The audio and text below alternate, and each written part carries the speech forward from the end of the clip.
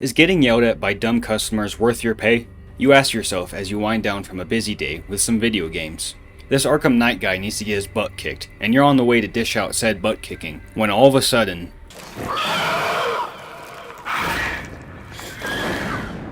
Hello everybody, today we'll be talking about some terrifying moments in video games that aren't in the horror genre. Before we jump into that, if you're new here, welcome, and if you're returning, it's good to see you again. Alright. Batman, the Arkham games. The Arkham series video games include some of the best games of all time in my opinion. Notable games include Arkham Asylum, Arkham Knight, Arkham City, and the Suicide Squad, Kill the Justice League. Wait. The Arkham games have a lot of scary encounters within them, so I'm just going to go over some examples that I found terrifying through my gameplay. Starting off with some bullshit with the Man-Bat jump scare. This is from Arkham Knight. Now I hate jump scares. Yes, I'm a little Google Gaga baby, but I also just think it's one of the cheapest ways to get a scare out of someone. But in Arkham Knight, there's only about like 5 jump scares in total in the whole game, and this one was the most terrifying in my opinion.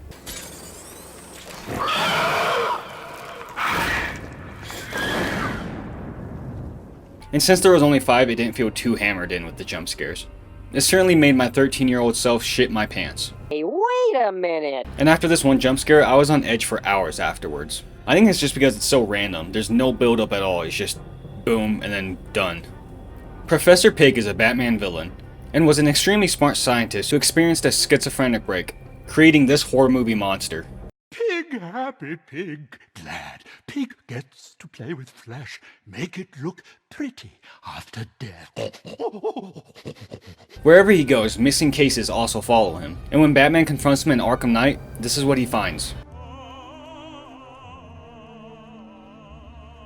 All messed up, inside out.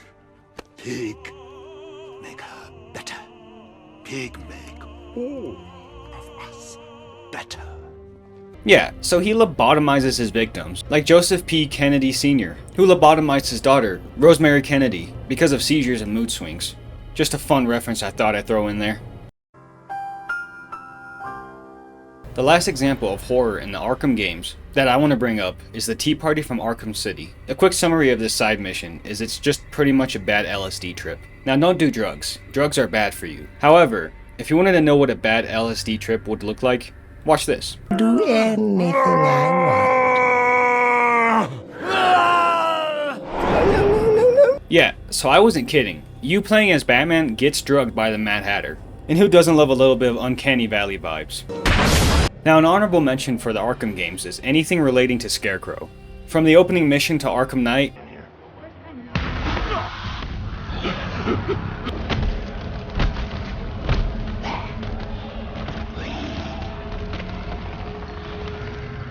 to when Scarecrow literally crashes your game.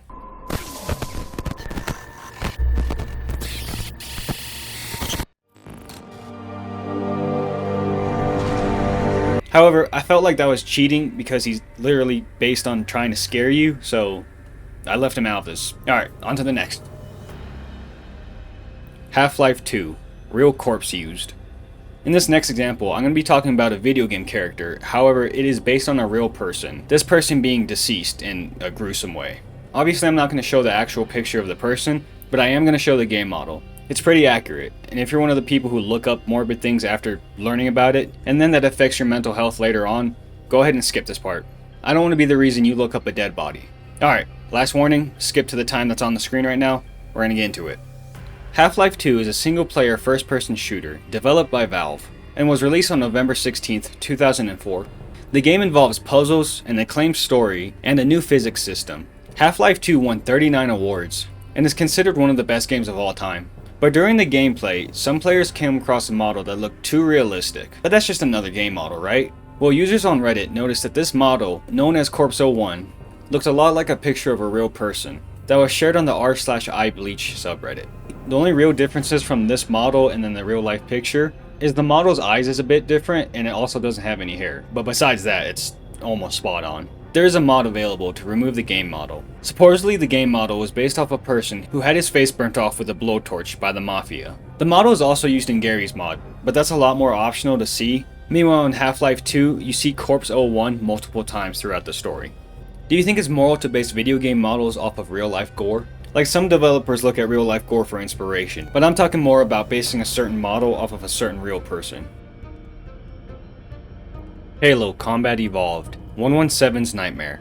Halo Combat Evolved is the first game in the Halo series, and was launched with the Xbox as an exclusive, and later adapted to the PC. It's actually the third game on this list that's considered an all-time great.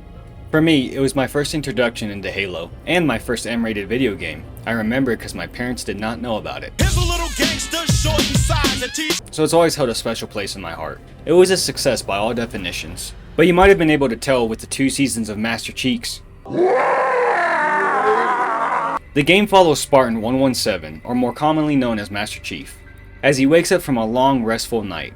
But ruh-roh, Raggy, these asshole aliens have the tools to use an ultimate weapon that could take out all sentient life in its path. So it's up to Master Chief and Cortana to stop them. Master Chief is like Captain America. He is the super soldier of this universe. There's Winter Soldiers and wanna be America's ass. That is America's ass. Psych! But they're not Cap. And you get to play as him. It's empowering, until you meet a new enemy introduced in the game.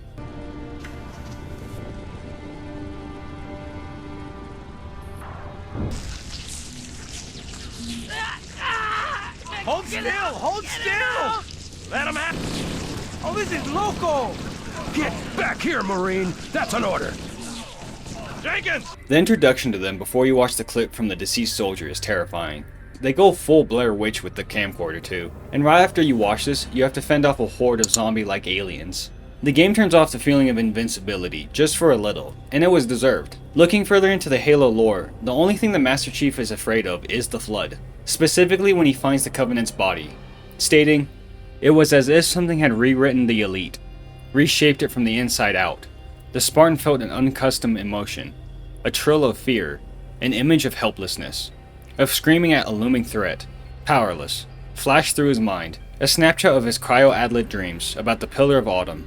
How nice of the creators to make us feel that same fear that Master Chief felt. Did the Flood ever freak you out the first time you encountered them?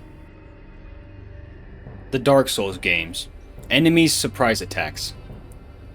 Alright, so I know Bloodborne and a lot of the Soul games are like considered horror games, but I only played Dark Souls 2, 3, and then Elden Ring, so those are the main ones I'm going to focus on. The Dark Souls games are a dark fantasy role-playing game that specifically excel with its combat, notably by forcing a player to come up with a strategy to beat an enemy, rather than just spray and pray.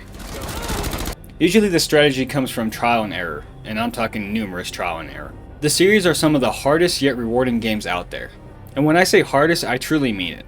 An example is with bonfires and dying. The bonfires are pretty much the checkpoint in the Souls game, and while they're spaced out enough to give you a good enough checkpoint, if you miss it or just die, you lose all your souls, which is the in-game currency. However, if you go back to the place where you died, you can't get those souls back, unless you died again. Then you lose those souls forever. And when you miss a bonfire and then die further into it, you have to travel through so many more enemies just to get to your stuff.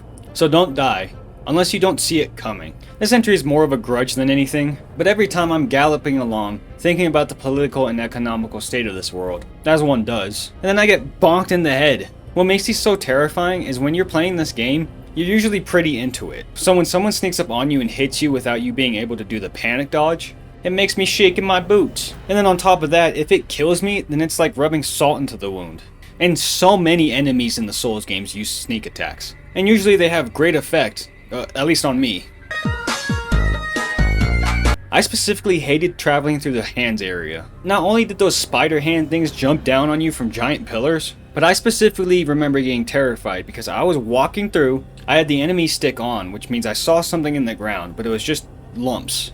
And as I violently swung without knowing what it is, it just bursted out. Hey yo, what the fuck? And this was the first time I saw these things in the game. I hate spiders, but we as humans have evolved to the point where I don't even need to get close to them. This is not a I fucking aimed it wrong. This is not a sponsor. But the thing is, there isn't hotshot in the games. I have to get close and personal with a sword to deal with them. And I'm not a magic user. I'm too dumb for that. I like swinging swords. You turned her against me. Were there any moments in the Dark Souls games that scared you? And if you're afraid of spiders like me, how did you feel about the spider hands? Which are called finger creepers. There's a sex joke in there. Anyway, that's been a couple of horrifying moments in non-horror video games. There's a lot more examples I miss, and if you're thinking of one, let me know in the comments below. If you enjoyed this video, like always, thank you for watching. A like is always appreciated. And if you're new here, why not subscribe? Alright, bye. I threw up.